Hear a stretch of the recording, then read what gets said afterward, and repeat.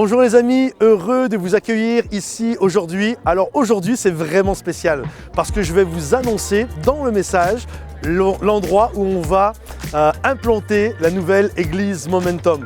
Alors soyez à l'affût, il va y avoir un temps de louange avec Dan Huten et toute l'équipe. Puis ensuite il y a un message qui va être vraiment un message, je crois, vraiment percutant et très encourageant. Et à l'intérieur, il y a le dévoilement de la future implantation du lieu de la ville. Alors sans plus tarder, je laisse place à la louange et on se retrouve juste après.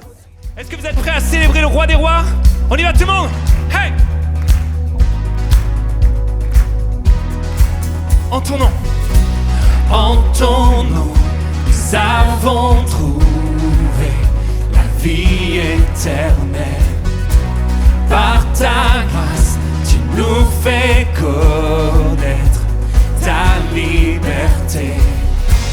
Tu as tracé le chemin pour nous, par ton amour. Tu es la vie, je vis dans la lumière de mon sauveur. Je danse dans son amour pour toujours. Je chante comme si je marchais sur l'eau. Tu es la vie, tu vis en moi. Alors tape de main tout le monde. Hey! Sur un ciel gris, ta lumière jaillit de mille couleurs vives. Par ta vie, tu nous conduis, toute la terre voit. Tu as tracé le chemin pour nous, par ton amour. Tu es la vie, je vis dans la lumière de mon sauveur. Je danse dans son amour pour toujours.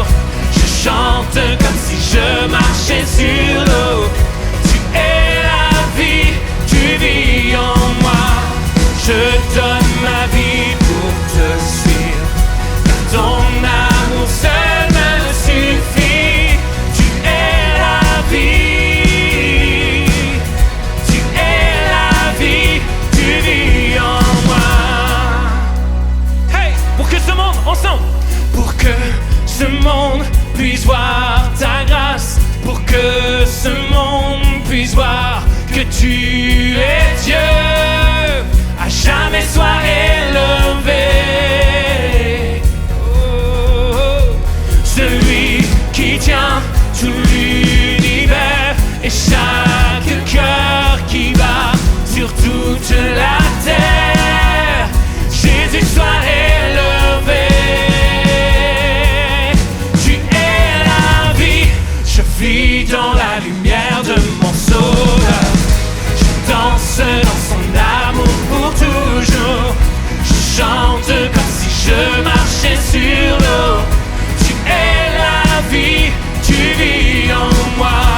Je donne ma vie pour te suivre, car ton amour seul me suffit. Tu es la vie,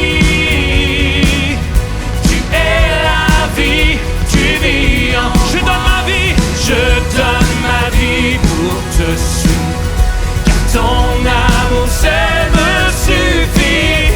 Tu es la vie, tu es la vie, tu vis en moi. Yeah. Est-ce qu'on peut applaudir celui qui donne la vie? Oh, oh, oh. Tu es la vie, Seigneur. Tu es la vie, Seigneur. Oh Seigneur, tu es la vie et tu vis en nous, Seigneur Jésus. On veut te remercier, Seigneur mon Dieu, pour 2023. On veut proclamer, Seigneur, que 2024, on veut laisser la vie de Jésus jaillir en nos cœurs, Seigneur mon Dieu. Alors merci Jésus. Est-ce qu'on peut le chanter ensemble? Oh Jésus, je vis dans la lumière de mon sauveur. Je danse dans son amour pour toujours. Je chante comme si je marchais sur l'eau. Tu es la vie, tu vis en moi. Je donne ma vie pour te suivre, car ton amour seul me suffit. Tu es la vie, tu es ensemble. Oh, oh, je vis dans la lumière de mon Sauveur. Je danse dans son amour pour toujours. Je chante comme si je marchais sur l'eau. Tu es la vie, tu vis en moi. Je donne ma vie pour te suivre, car ton amour seul me suffit. Tu es la vie, tu es la vie, tu vis en moi.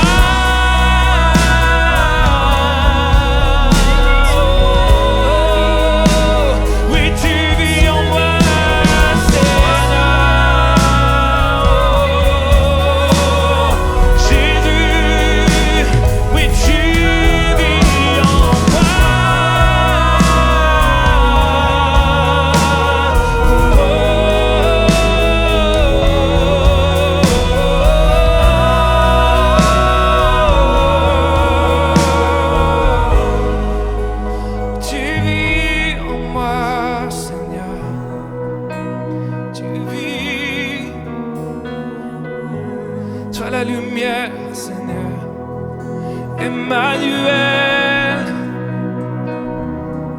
tu es là, Seigneur. Jésus, Jésus, Jésus. Alléluia.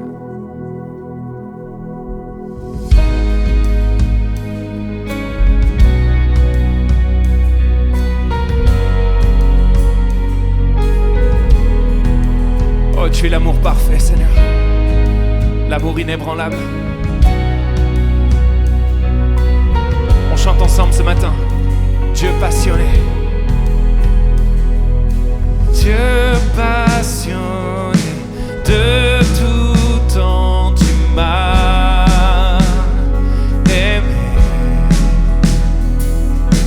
Tu as sacrifié ton Fils pour me sauver.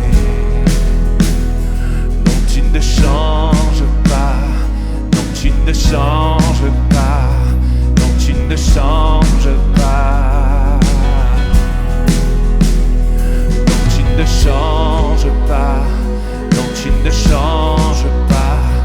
Non, tu ne changes pas. Oh Seigneur, tu attendais. Tu attendais que mon cœur soit tout à toi. Rien n'est plus doux que l'étreinte de tes bras. Oh, déclare. Non, tu ne changes pas. Non, tu ne changes pas. Non, tu ne changes pas. Oh, non, tu ne changes pas. Non, tu ne changes pas. Non, tu ne changes pas. Ton infaillible amour est inébranlable, inébranlable.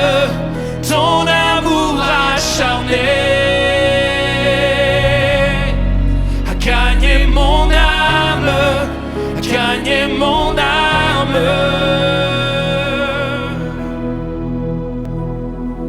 Et ta grâce envers moi ne faiblira jamais. Oui, c'est ta promesse, Seigneur. Malgré mes échecs et mes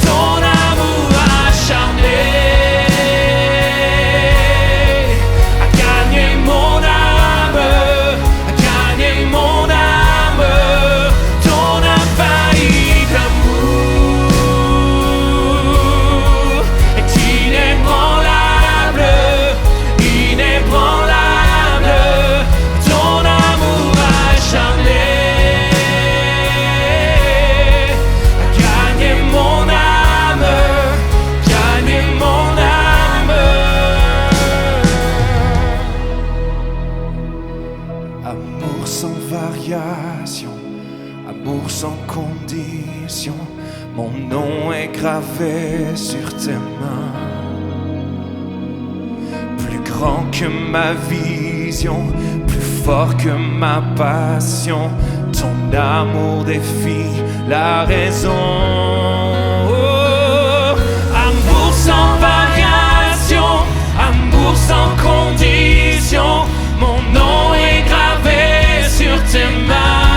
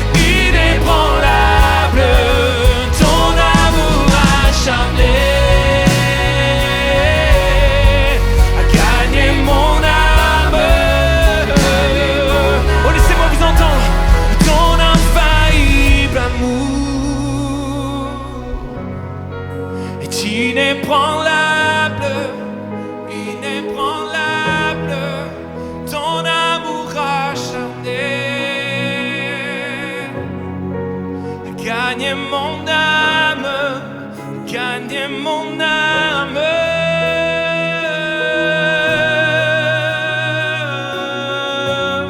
Oh, là où tu es, juste ferme les yeux, élève tes mains, élève ta voix maintenant pour louer, adorer l'amour infaillible. Jésus, oui, tu es merveilleux. Je chanterai gloire.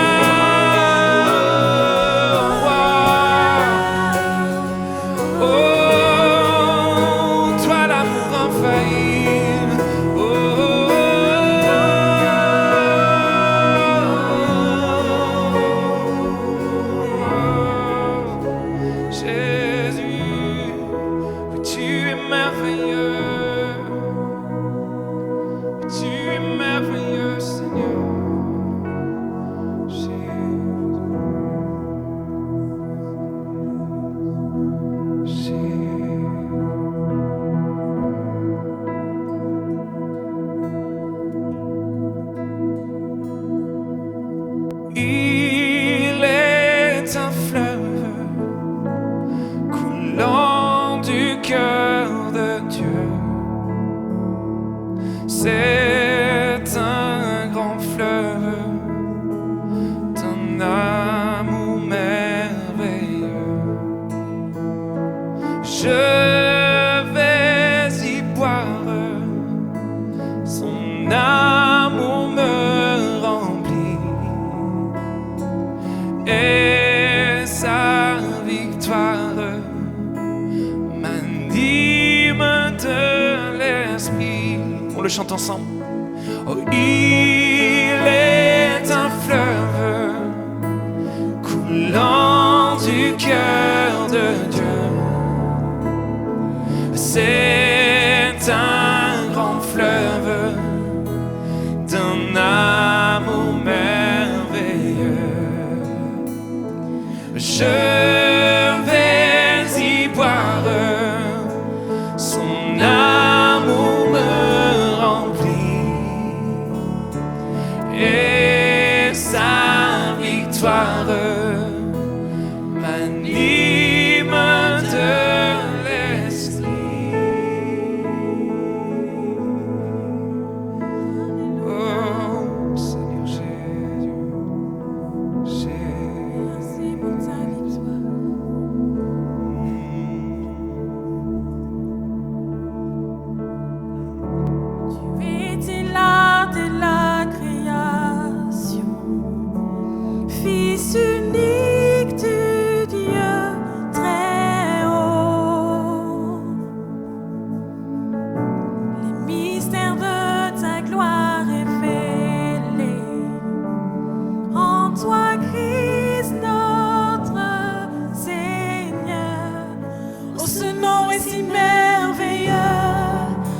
ce nom est si merveilleux, le nom de Jésus-Christ, mon roi.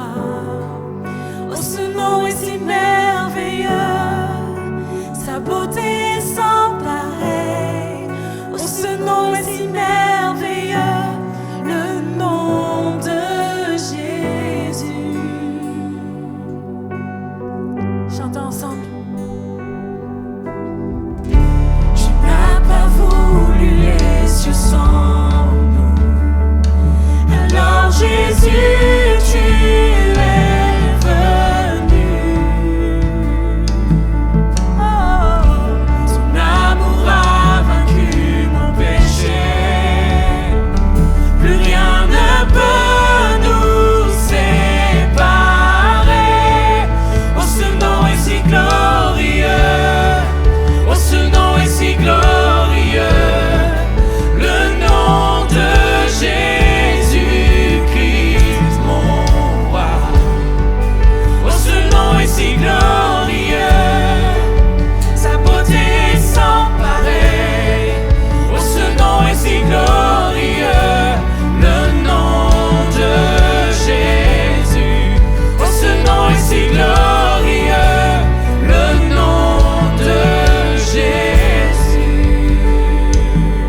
Oh, oui Seigneur, tu es venu sur la terre et tu as vaincu la mort. Ce matin à l'église, j'aimerais que nous puissions proclamer ces paroles ensemble. Il a vaincu la mort, il nous a donné la victoire. Ce nom est si victorieux. Alors tous ensemble ce matin, nous allons le proclamer. Alléluia.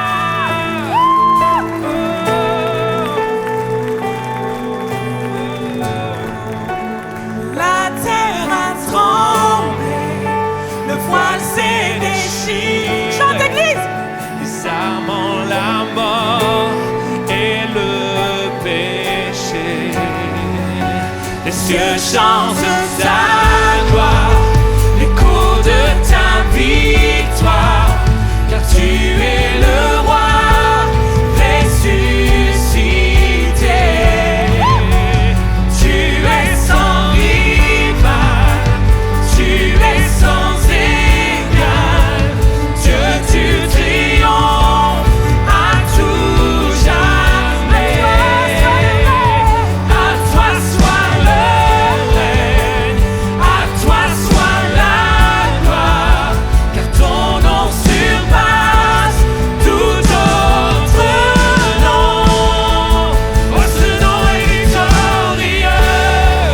Oh, ce nom est victorieux. Le nom de Jésus-Christ, mon roi.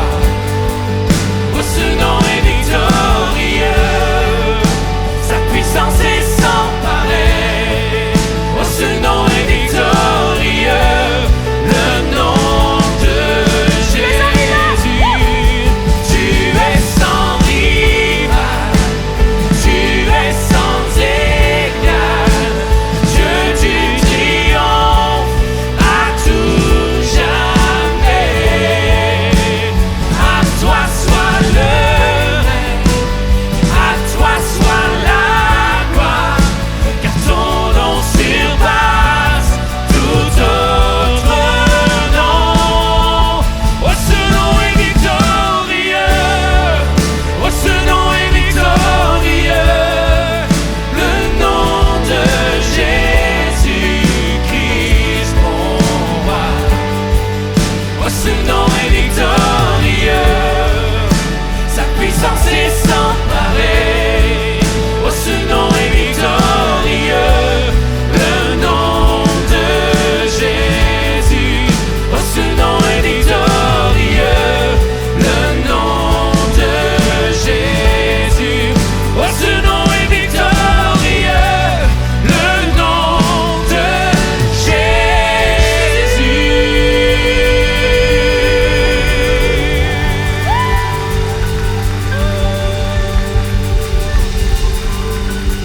Est-ce qu'on peut applaudir Jésus?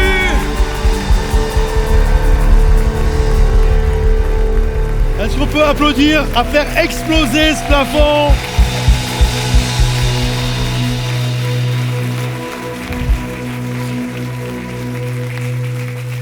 Avant de reprendre vos places, prenez un instant, il y en a, c'est la première fois de l'année que vous les voyez, souhaitez-leur les meilleurs vœux. Prenez un instant, souhaitez-vous la bonne année, les 2-3 personnes qui sont autour de vous.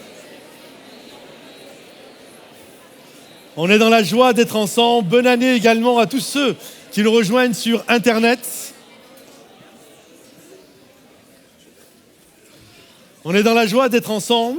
La semaine passée, je n'étais pas là, j'étais avec mon épouse, nous étions sur Bruxelles avec Alice et Dan, donc je n'étais pas là pour la première célébration de l'année, c'est le pasteur Yvan Musard qui était là. Et alors je tiens c'est mon premier dimanche de l'année, à vous souhaiter mes meilleurs vœux. Je vous souhaite vraiment une belle santé pour que vous puissiez accomplir plein de choses, mais j'aimerais aussi surtout vous souhaiter d'être dans la volonté de Dieu.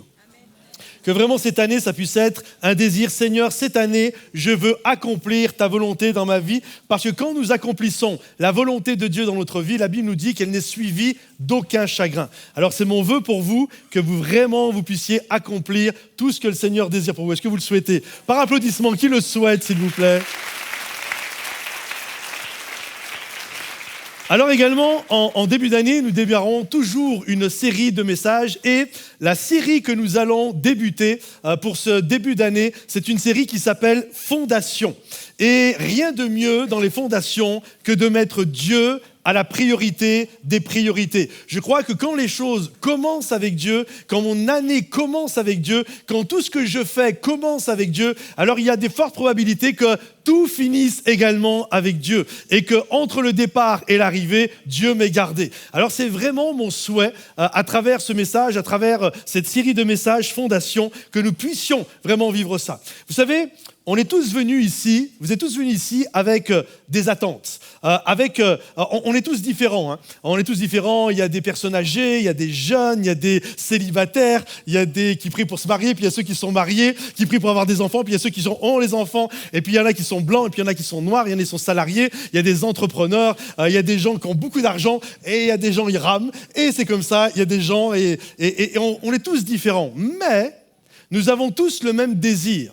Durant l'année 2024, c'est de voir notre année passer à un autre niveau. Je désire cette année 2024, certains, c'est de passer à un autre niveau dans votre intimité avec Dieu. Je désire qu'en 2024, vraiment, je puisse grandir avec Dieu. D'autres, ça va être dans votre ministère. Je désire en 2024 vraiment passer à un autre niveau dans mon service pour Dieu. Je désire passer à un autre niveau dans mon couple. C'était pas génial jusqu'à maintenant. On a l'impression qu'on stagne, ça fait des années. Mais je désire que dans cette année 2024, on puisse passer à un autre niveau. Bref, il y a ce désir de chacun, peu importe qui nous sommes, nous désirons passer à un autre niveau. Et ce qui se passe, c'est que généralement, nous avons tendance à penser qu'une nouvelle année va changer les choses. À part ceux qui commencent à être anciens, ils savent que c'est pas parce que tu as pris des résolutions que ça va marcher. Mais des moments, on pense ça. Changement d'année, également, poum, je passe à un autre niveau. Lundi, hop, les choses vont se débloquer. En fait, la réalité, ça ne se passe pas comme ça. Ça prend du temps pour que les choses changent. Et des moments, on croit vraiment que le début de l'année, ça va tout faire changer. Hein. Moi, ça fait des années que je vais à la salle de sport et à chaque fois, je vais à la salle de sport et j'aime ça en plus. Et ça fait des années. Hein. Ce qu'il y a, c'est que ça fait des années que je suis en prise de masse. À un moment donné, il faut que je fasse une sèche.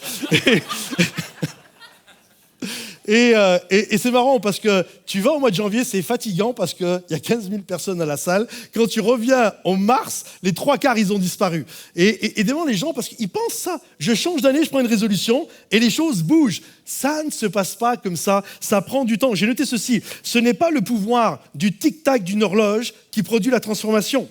Dieu n'attend pas que nous changions de date pour nous bénir. Et nous, souvent, on a tendance à penser, surtout dans le monde pentecôtisant, charismatique que nous sommes, on a souvent tendance à penser que les choses se font en une seconde. Le pasteur va nous sortir une baguette magique et boum, ma vie va changer. Ça va pas dans mon entreprise, je vais voir le pasteur, il va faire une prière de bénédiction. Moi, je vais rien changer de pourquoi ça marchait pas, mais le pasteur va faire une prière de bénédiction et boum, en 2024, ma boîte va marcher, mon entreprise, mon business va marcher. Ça se passe pas comme ça. Comprenez-vous? Je vais venir, je vais jeter 20 € à l'offrande et boum, je deviens riche. Ça ne se passe pas comme ça. En fait, pour que les choses changent, ça prend du temps. Je me souviens, quand j'étais tout jeune chrétien, pas encore baptisé, je lisais la Bible et j'hallucinais. À chaque fois que je tournais la page de la Bible, j'étais comme « Waouh, c'est juste merveilleux !» Et il y a un passage qui me faisait, mais vraiment, je kiffais ce passage-là, c'était Galates 5, 22, le fruit de l'esprit. Et là, je lisais ça, j'avais l'impression que c'était comme les Avengers avec un super pouvoir. L'amour, la joie, la bonté, la douceur, etc., la bienveillance. Et ça finissait avec la maîtrise de soi. Là, la maîtrise de soi, moi, ça me faisait kiffer. J'avais l'impression que c'était un truc, waouh, tu domines le truc, quoi. Tu domines tes émotions, tu te laisses plus avoir. Et vraiment, j'étais là et je priais pour ça. Je dis, Seigneur, j'aimerais vraiment ça. Puis un jour, je viens à l'église, un mardi soir, je me souviens. Et là, il y avait un missionnaire, le pasteur, le missionnaire qui venait de Polynésie, Roger Albert. Pour ceux peut-être qui l'ont déjà connu, ce monsieur. Et là, il prêche. Et en même temps qu'il prêchait, moi je me souviens, j'étais assis et je regardais ce monsieur et je me disais, j'avais l'impression de voir le fruit de l'esprit sur deux pattes. Vraiment, il y avait de l'amour, il y avait de la joie, il y avait de la douceur, il y avait une maîtrise, il y avait quelque chose, j'étais là, waouh! Et je le regardais du haut de mes 23 ans et j'étais comme émerveillé de voir ce monsieur. Et je me souviens, à la fin, il dit, bon, voilà, ceux qui désirent que je prie pour eux, venez comme ça, là, faites une file et puis je prie pour eux. Et là, moi, ni une ni deux, poum, je me lève, je vais dans la file et je dis, là, c'est bon. Ce soir, je règle mon problème. Je vais y aller, il va prier pour moi et je vais pouvoir dominer ce caractère qui, de moments, est un peu trop. Et là, il va prier pour moi, ça va marcher. Et là, j'arrive, c'est à mon tour et il est là. Il y a même mon pasteur de l'église. Et les deux, j'ai eu deux pour le prix d'un, les deux, ils me posent la main sur la tête et des vrais pentecôtistes. Ils commencent à prier, ils parlent en langage. Shabalabala. Et moi, j'étais là, j'avais l'impression que je vivais un téléchargement du ciel. Je dis là, c'est bon, je l'ai le truc. Là, c'est sûr, les amis. Je suis rempli du fruit de l'esprit. Il n'y a plus de problème. L'amour, la joie, la bonté, la maîtrise, j'ai tout. Waouh, génial. Je rentre chez moi, peut-être quoi, 3 quarts d'heure, 1 heure après, et je ne sais pas ce qui s'était passé à la maison. Je vais chez ma mère et peut-être ma chambre, je me souviens plus. Et là, je rentre et ma mère, elle me dispute. Ouais, non. Et moi, direct, je démarre. Ouais, non. Et au fur et à mesure que je parle, je suis là, je l'ai pas le truc. Hein. Et je l'ai vraiment pas. Et là, je suis dépité. Je me souviens. Je rentre dans ma chambre, et là, quand je suis dans ma chambre, je dis, je comprends pas, Seigneur. Je comprends pas parce que les deux messieurs là qui ont prié pour moi, c'est sûr, j'ai vu, ils avaient la foi quand ils priaient pour moi. Et moi, je le sais que j'avais la foi aussi quand je me suis approché. Peut-être des moments, tu sais, t'as pas trop la foi. Là, je sais que je l'avais. Et en plus, j'étais convaincu que ce que je demandais, être rempli du fruit de l'esprit, c'est la volonté de Dieu. Donc, moi, dans ma tête, je comprends pas. Ils ont la foi, j'ai la foi, c'est la volonté de Dieu. C'est quoi qui marche pas dans l'affaire? Et je me souviens, Dieu m'a répondu, mais très rapidement, parlé à mon cœur. Il dit, tu vois, Patrice, il y a des choses, tu vas même pas me les demander, je vais te les donner. Il y a des choses, tu vas me les demander, au moment où tu diras Amen, poum, tu l'auras. Et il y a des choses, tu vas me les demander, mais ça va prendre du temps. Ça ne va pas se faire comme ça. Surtout concernant le fruit. Un fruit, ce n'est pas un don, c'est un fruit. C'est-à-dire qu'il faut labourer la terre, il faut planter, il faut arracher les mauvaises herbes, il faut veiller. Et souvent, on a dans la pensée pentecôtiste, charismatique, on a la culture de l'instantané. On prie et tout se règle. J'aimerais vous dire, mes amis, ça prend du temps. Et ce n'est pas parce que tu changes d'année que les choses vont changer comme ça, si tu ne laisses pas à Dieu, la possibilité de faire son œuvre à toi, en toi. Et il y a cette réalité, ça prend du temps. Et j'ai noté ceci, pour changer de culture, de mentalité, d'ADN, cela ne se fait pas en un claquement de doigts. Ceux qui sont chrétiens depuis plus de 6 mois, vous êtes rendu compte de ça déjà ?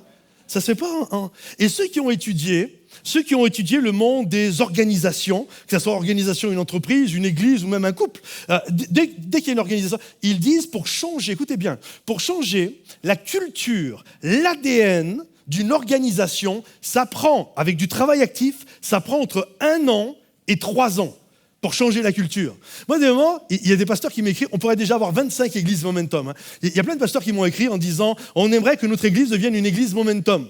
Et à chaque fois, je dis non, parce que les gens, des moments, ils imaginent que, parce qu'au-dessus de la porte, je vais écrire église momentum, boum, d'un seul coup, ils sont comme une église momentum. Est-ce que vous comprenez? En fait, ça prend du temps pour que les choses se mettent en place. Ça ne se fait pas en un claquement de doigts. Pour changer, écoutez bien, pour changer la culture d'un mariage, d'un couple qui est dysfonctionnel et les amener à être un couple fonctionnel, ça prend du temps. Des moments, pendant plus de 15 ans, j'étais celui qui m'occupait de faire les rendez-vous et d'aider les couples. Et je me souviens des moments, il y en a qui venaient dans mon bureau, ils pensaient qu'ils allaient me parler une demi-heure, j'allais leur faire une prière et ils repartaient et ils passaient de dysfonctionnel à fonctionnel, comme ça. Ça prend du temps.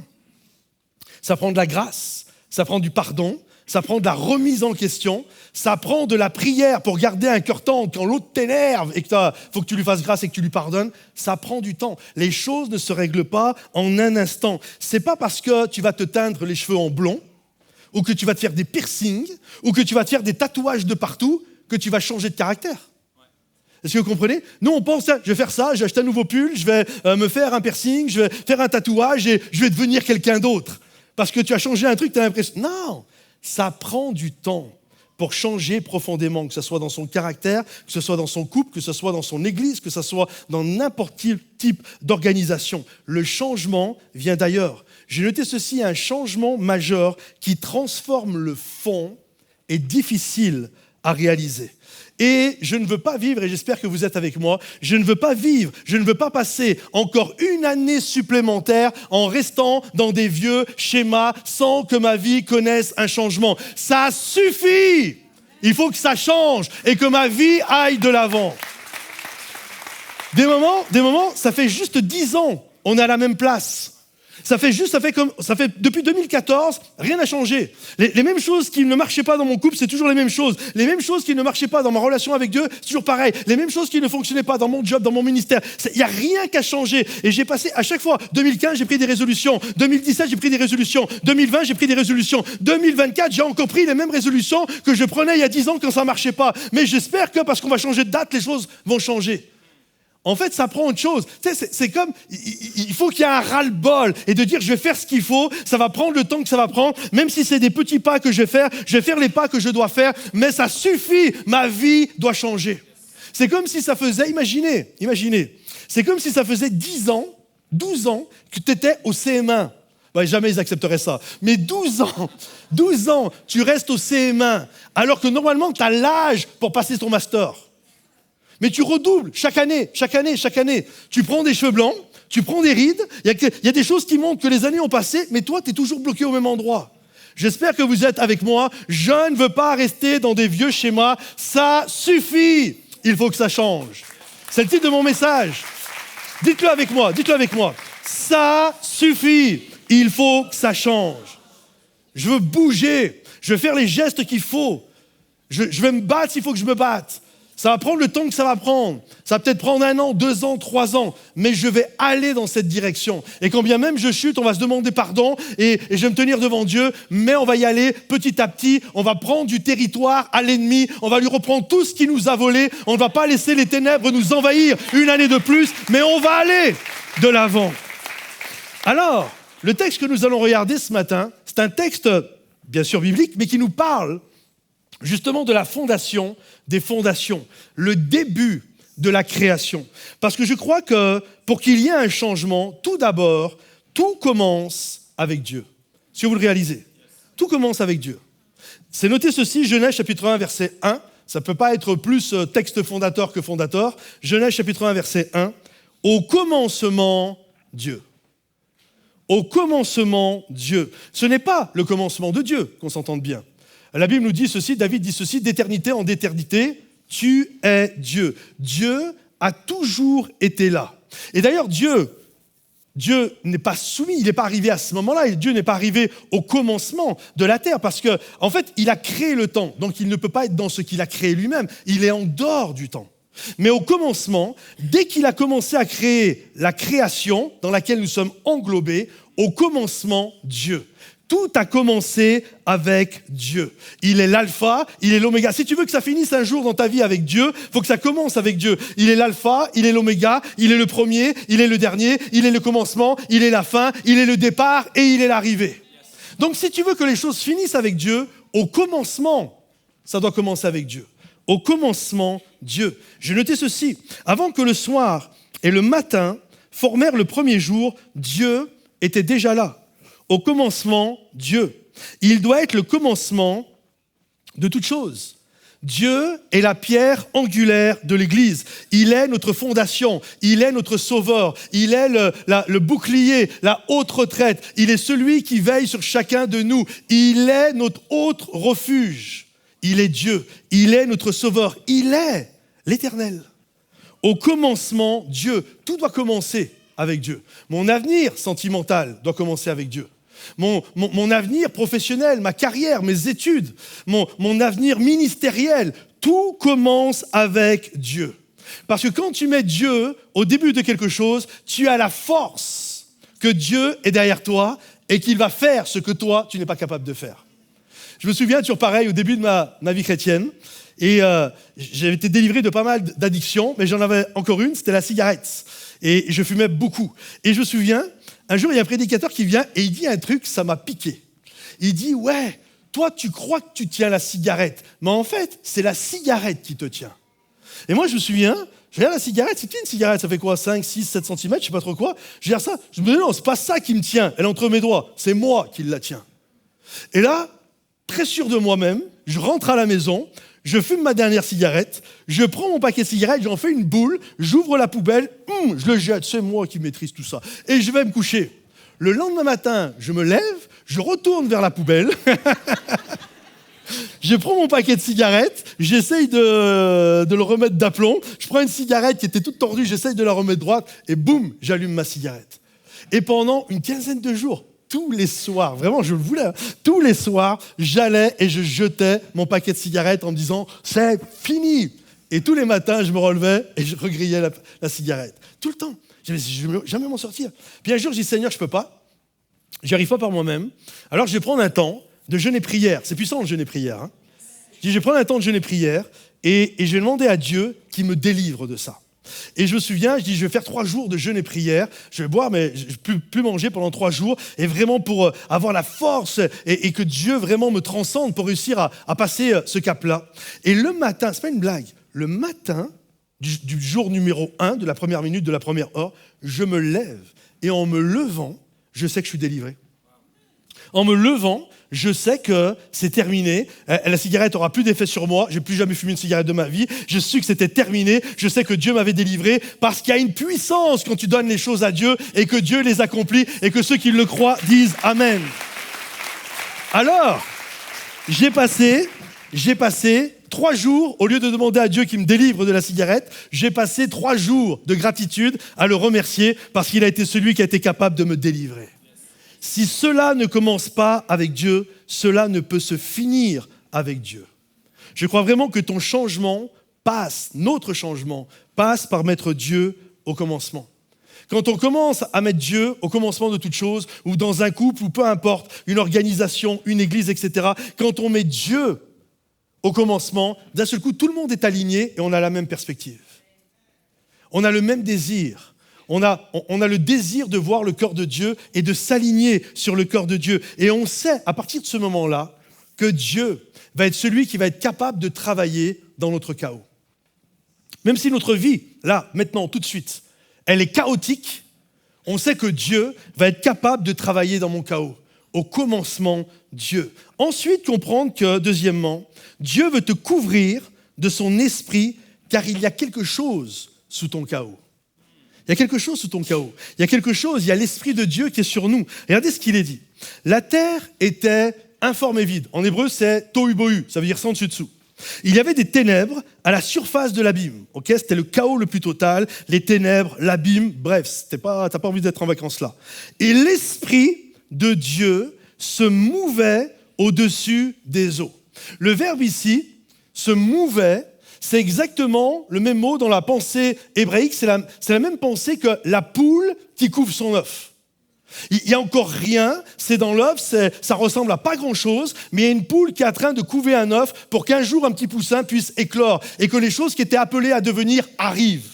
Et là, Dieu dit, l'Esprit de Dieu se mouvait au-dessus du chaos, au-dessus des ténèbres. Et je crois que Dieu a cette capacité de faire éclore dans notre vie ce qui aujourd'hui semble chaotique. Et ce qu'il y a de beau, c'est que Dieu, contrairement parfois à ce que l'on pense, c'est que Dieu n'attend pas que tu sois parfait pour agir dans ta vie et pour faire éclore des choses dans ta vie. En fait, tu peux venir avec ton chaos, tu peux venir avec ton abîme, tu peux venir avec tes ténèbres et tu dis, Seigneur, viens me couver. Et alors que Dieu est en train de te couver, il travaille sur ton chaos et de ton chaos, des choses, tu dis, ça, il n'y a rien qui peut marcher en moi. De ton chaos, Dieu est en train de te couver et il peut accomplir ce que toi, tu n'es pas capable d'accomplir. Il dit et la chose arrive. Il ordonne et elle existe. Il appelle à l'existence ce que l'œil n'a pas vu, ce que l'oreille n'a pas entendu.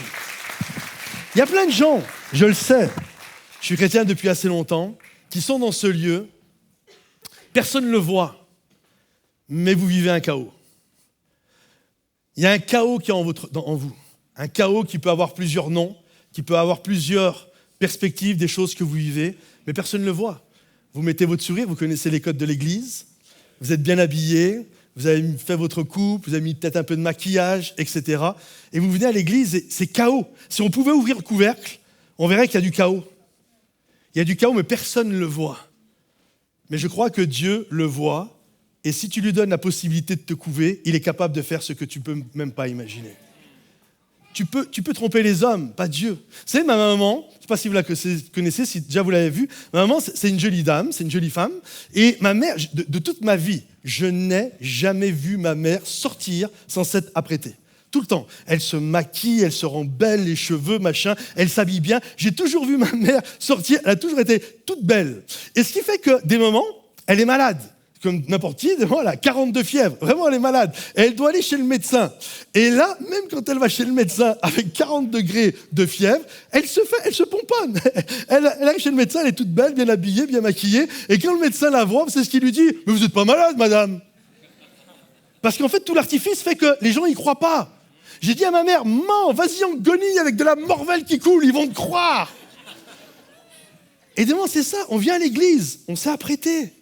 On connaît les codes, on s'est apprêté, et personne ne le voit. Mais il y a une souffrance terrible. Il y a un chaos qui est terrible à l'intérieur de nous. Mais j'ai une bonne nouvelle à vous dire ce matin. C'est que Dieu s'assoit sur votre chaos. Il est celui qui s'assoit, il est celui qui est capable de te couver. Certains, vous avez besoin que Dieu couvre vos enfants. Vous avez besoin que Dieu couvre l'histoire de votre vie. Parce que là, c'est l'abîme. C'est les ténèbres, c'est le tohu-bohu, c'est sans dessus-dessous. Et vous savez le problème, bien souvent qui se passe, avec cette notion de spontanéité, où les choses doivent arriver comme ça, c'est que ça ne fonctionne pas comme ça avec la couvaison.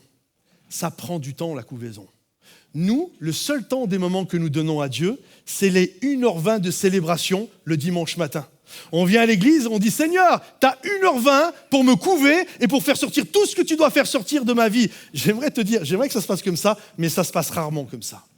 Ça prend beaucoup plus de temps que ça. La Bible nous dit que Dieu se mouvait au-dessus des ténèbres et on ne sait pas combien de temps ça a duré. Peut-être 1000 ans, certains vont dire des millions et des millions d'années. Ce qui est sûr, c'est que ça ne s'est pas fait en une seconde. Ça prend du temps de laisser Dieu nous couver et de faire ce qu'il a à faire dans notre vie. Je me souviens, ici, la première fois qu'on a fait notre jeûne et prière tel que l'on fait aujourd'hui avec tous ceux qui viennent à l'église, des moments, il n'y a même pas assez de place tellement qu'il y a du monde qui vient à l'église et on va voir notre jeûne et prière là. Ça va être du lundi 22 janvier au jeudi 25 janvier et réunion à midi et demi pour ceux qui le désirent et tous les soirs. Et ça va être retransmis sur YouTube. Il y a tous ceux qui vont nous regarder à partir du 22 janvier et tous les soirs. Et vous savez comment sont nés ces temps de jeûne et prière où on voit vraiment la gloire de Dieu se manifester?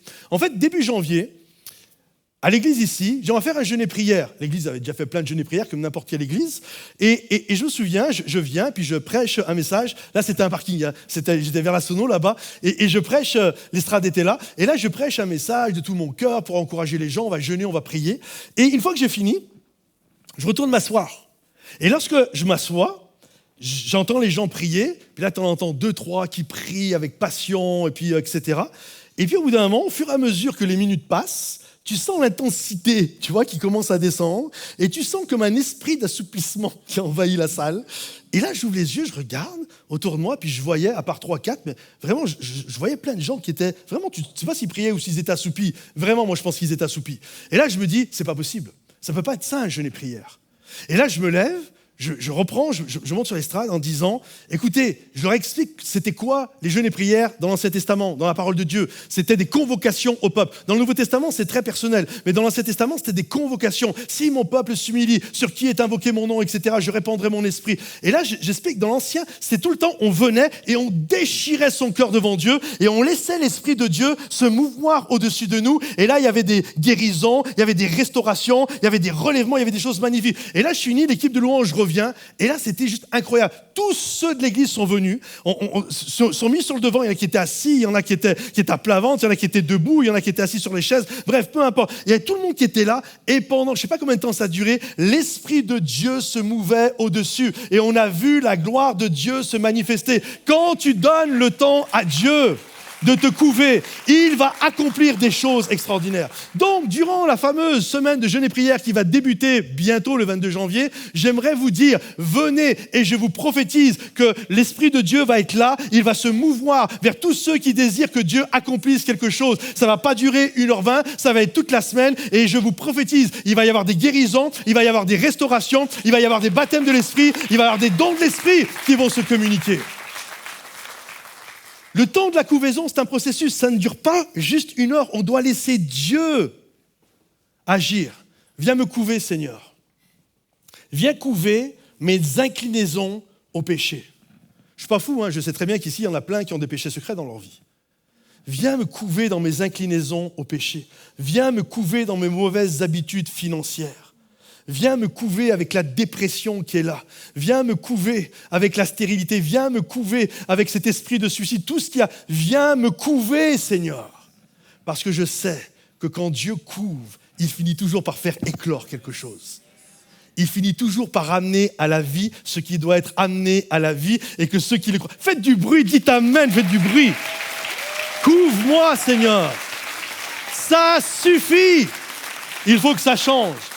Tu vas me couver jusqu'à ce qu'il y ait du changement en 2024. Et ça ne va pas s'arrêter le 10 janvier. S'il faut que tu me couvres jusqu'à décembre 2024 ou même en 2025, couvre-moi, Seigneur. Couvre-moi quand je suis à l'église.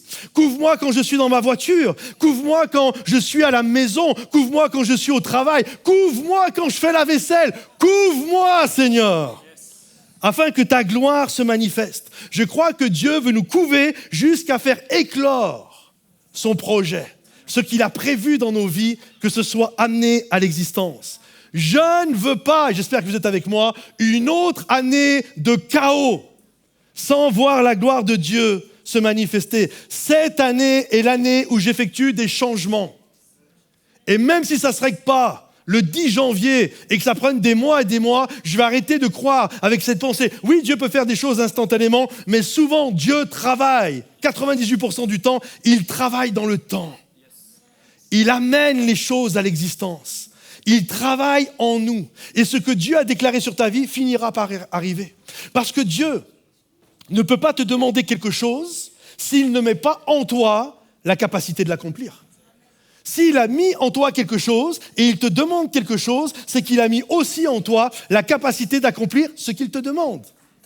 Et c'est le cœur et le désir de Dieu. Il y en a qui ont envie d'applaudir, applaudissez si vous voulez applaudir. Couvre-moi pour que les belles choses en moi qui sont enfermées dans ce chaos puissent éclore. Pourquoi ? Car il y a quelque chose de grand derrière le chaos. Mes amis, ce matin, je suis venu vous apporter une parole afin que vous enfantiez ce que Dieu désire dans votre vie. Il y a un homme de Dieu de caché en vous.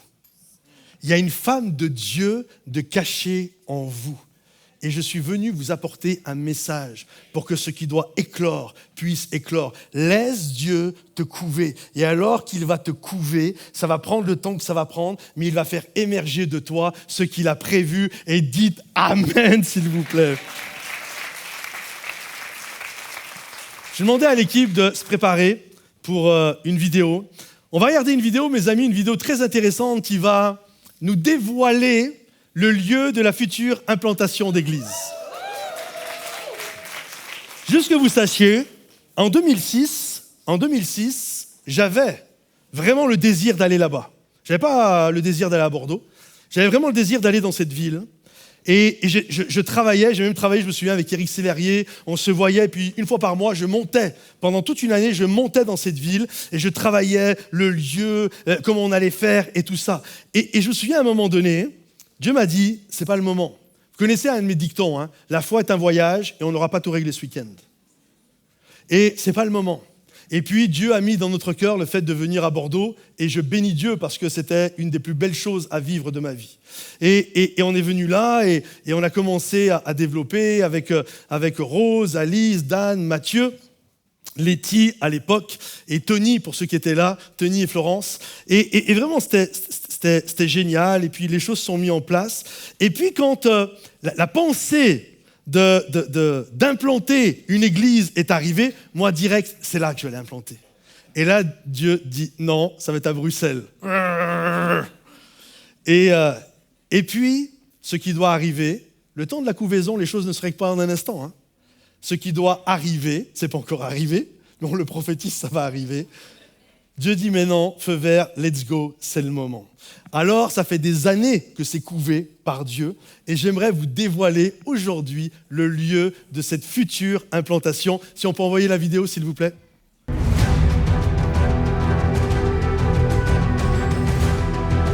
Je suis venu voir des gens qui sont destinés à vivre les exploits que Dieu espère pour chacun d'entre eux. Je ne vais pas me contenter de peu. Je ne vais pas me contenter d'un Ismaël quand Dieu veut pour ma vie un Isaac.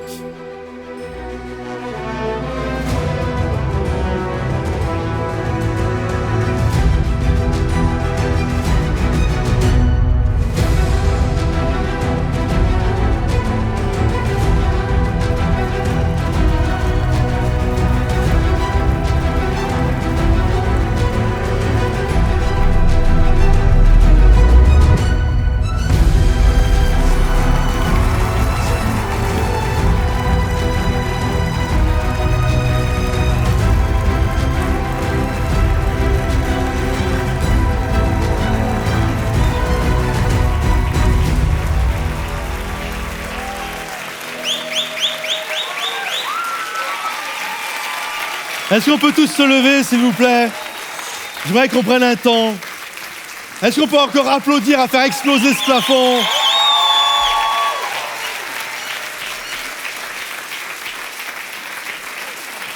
Ce que Dieu déclare finit toujours par arriver. Est-ce que vous le croyez, ça?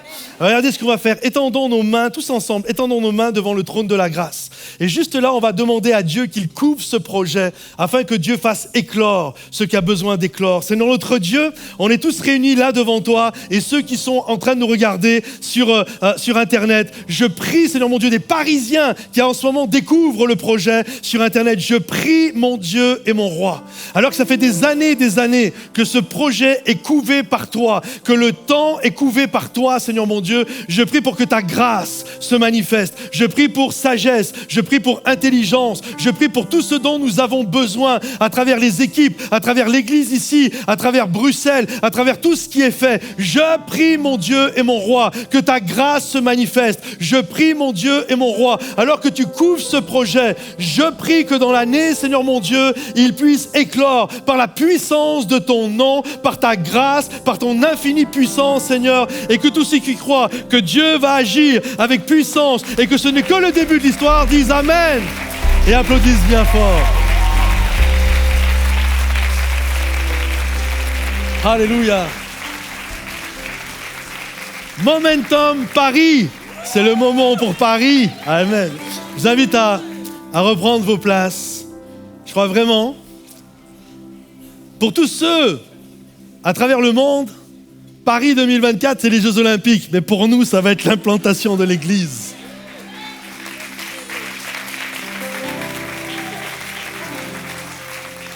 Je crois vraiment que Dieu va bénir. La semaine passée, j'étais à la pastorale parisienne, annoncer le projet. Ils étaient très heureux. Ils ont prié, tous les pasteurs à Paris, pour que la grâce de Dieu se manifeste. Je crois que notre Dieu est capable de faire infiniment plus que ce que nous pouvons imaginer. Est-ce que vous le croyez? J'aimerais juste finir ce message, conclure ce message en vous disant ceci, qui est un appel à comprendre que chaque jour commence la nuit. Jusqu'à maintenant, il n'y avait pas de lumière. Quand Dieu couvait la terre, il n'y avait que les ténèbres. Ça commence toujours par les ténèbres, les amis. Si tu es dans les ténèbres aujourd'hui, c'est pas grave. Ça commence toujours par les ténèbres. Vous savez quand est-ce qu'on a débuté la journée aujourd'hui? À minuit. Il faisait jour ou il faisait nuit? Il faisait nuit. Le jour commence la nuit. Ça commence toujours dans les ténèbres et l'obscurité. Et vous savez ce qu'il y a d'intéressant avec les ténèbres, avec l'obscurité, c'est que ce n'est pas quantifiable.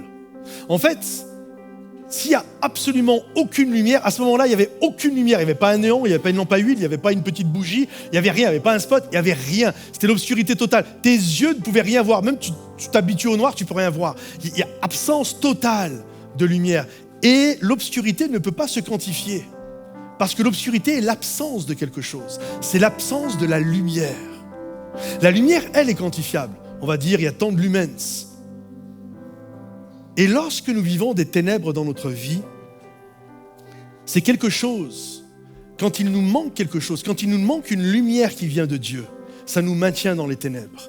Les ténèbres, ce n'est pas quelque chose, c'est l'absence de quelque chose. Donc pour sortir des ténèbres, il faut que sa lumière vienne dans notre vie. C'est pourquoi Dieu a dit ceci. Dieu dit que la lumière soit. Et la lumière fut. Et les ténèbres ont été chassées. Il y eut un soir. C'est intéressant. Ça commence par le soir. Dans la progression, il y eut un soir. C'est pas écrit il y eut un matin, il y eut un soir. Il y eut un soir. Ça commence avec le soir. Il y eut un soir, il y eut un matin, ce fut le premier jour. Chaque jour nouveau commence la nuit. L'ordre de progression de Dieu commence toujours par les ténèbres, commence toujours par l'obscurité. Et à un moment donné, les ténèbres sont chassées par l'aube, le soleil qui se lève. Et la lumière chasse les ténèbres. Ce qui signifie que chaque moment sombre dans ta vie que tu as vécu ne sera pas gaspillé. Aucune larme, aucun combat, aucune difficulté, aucune dépression, aucune trahison, aucune injustice ne sera gaspillée. Parce que Dieu va faire se lever son soleil de justice sur toi. Je veux m'adresser aujourd'hui. Je veux m'adresser à tous ceux qui en ce moment sont dans un temps d'obscurité. Ne vous laissez pas, écoutez bien, c'est une parole de Dieu pour vous. Ne vous laissez pas tromper par l'obscurité. Parce que l'obscurité vous dit qu'elle va rester tout le temps. Mais j'aimerais vous dire, l'obscurité n'est rien. C'est l'absence de lumière. Ne vous laissez pas tromper par l'obscurité. Parce qu'en ce moment, vous êtes dans l'obscurité, ça veut dire que Dieu ne pourra rien faire. Dieu couvre le chaos. Et Dieu appelle à l'existence les choses qui ne sont pas encore. Je crois que Dieu a la capacité de nous faire passer dans un nouveau jour. J'ai noté, l'évolution vers la lumière commence toujours la nuit. Les gens pensent que l'obscurité empêche le changement. C'est faux. Marche par la foi et non par la vue. Chaque jour qui ont été créés, les jours de la création, la Bible nous dit que Dieu a séparé l'étendue du ciel de la terre. Il y eut un soir, tout le temps, c'est toujours la même progression. Il y eut un soir, il y eut un matin, ce fut le premier jour. Ensuite, la faune et la flore, il y eut un soir et il y eut un matin. Ensuite, il va créer les animaux. Il y eut un soir, il y eut un matin. Et puis, il y a eu les astres, il y eut un soir, il y eut un matin. Jusqu'au 6e jour de l'homme, il y eut un soir et il y eut un matin. La progression de Dieu commence le soir dans l'obscurité et finit le matin dans la lumière, et que ceux qui le croient disent Amen, s'il vous plaît. Jean, chapitre 1, verset 1. Au commencement était la parole, et la parole était avec Dieu, et la parole était Dieu. Elle était la lumière du monde qui éclaire tout homme. Mais des hommes ne l'ont pas reçue. Mais la lumière, elle est venue habiter parmi nous. Et à tous ceux qui ont reçu cette lumière, elle a donné le pouvoir de devenir. Waouh! La lumière donne le pouvoir de devenir à ce qui n'existe pas encore. La lumière a donné le pouvoir de devenir enfants de Dieu qui sont nés ni de la chair et du sang, mais de l'Esprit de Dieu. Et la lumière a habité parmi nous. Elle est née dans une étable, toute petite, toute scintillante, méprisable pour certains. Puis elle a grandi et elle a marché parmi nous. Et certains l'ont contemplée comme la gloire venue du Père. Et un jour, on a pris la lumière et on l'a clouée sur le bois de la croix. On a pris notre Sauveur, on a pris notre Jésus et on l'a cloué sur le bois de la croix. Et sur la croix, la Bible nous dit qu'il va rendre l'esprit. La lumière a rendu l'esprit. Et il a courbé sa tête. À ce moment-là, les ténèbres ont recouvert la surface de la terre. Jésus, attendez. Jésus est descendu lui-même à ce moment-là dans les ténèbres pendant 3 jours. Et là, l'obscurité était de partout. L'obscurité pensait avoir gagné, mais il y eut un soir et il y eut un matin.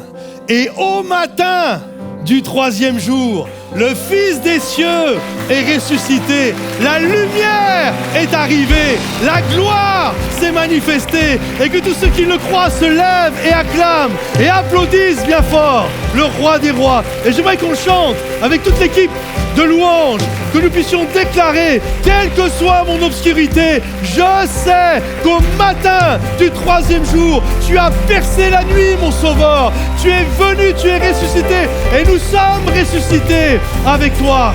Alléluia. Déclarons-le ensemble. Allez, mais au matin du 3e jour, le Fils des cieux est ressuscité.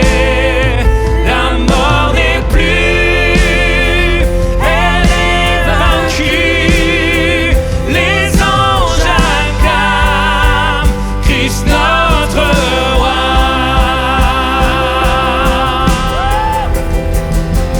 Oh, gloire au nom de notre Seigneur, gloire à son nom, à tout jamais. Nous chanterons sans fin tes louanges. Oh, gloire à toi, oh Dieu. Mais au matin du 3e jour, le Fils des cieux est ressuscité. La mort n'est plus, elle est vaincue. Les anges acclament Christ notre roi.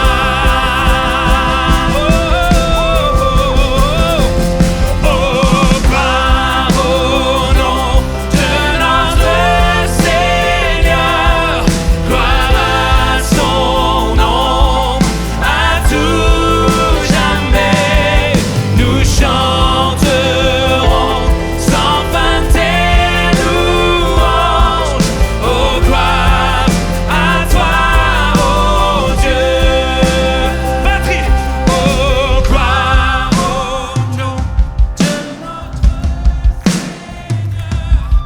gloire à son nom, à tout jamais. Nous chanterons sans fin tes louanges. Oh, gloire à toi, oh Dieu. Oh, gloire au nom de notre Seigneur, gloire à son nom, à tout jamais. Nous chanterons sans fin tes louanges. Oh, gloire à toi, oh Dieu. Oh, gloire à toi, oh Dieu. Oh, gloire à toi, oh Dieu.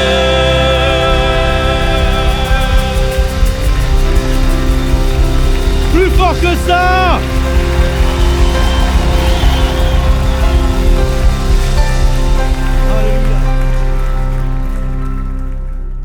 J'espère que vous avez été bénis et puis que vous avez été heureux pour l'implantation à Paris, Momentum Paris. Dieu vous lance, ça va bientôt se faire et je crois vraiment que ça va être un sujet d'encouragement. Si vous désirez nous soutenir dans cette implantation, vous avez juste à aller sur monoffrande.fr et vous avez la possibilité de donner pour levée de fonds 2023 et je vous remercie pour ça. Puis également, il y a le QR code, vous avez la possibilité de le flasher. Donc voilà, si le message vous a béni, si le message vous a encouragé, pensez à le liker, le partager, le commenter et le partager certainement à des gens qui en ce moment vivent des temps d'obscurité et qui ont besoin de cet encouragement. Je vous laisse, je vous dis à bientôt, soyez bénis, bye bye.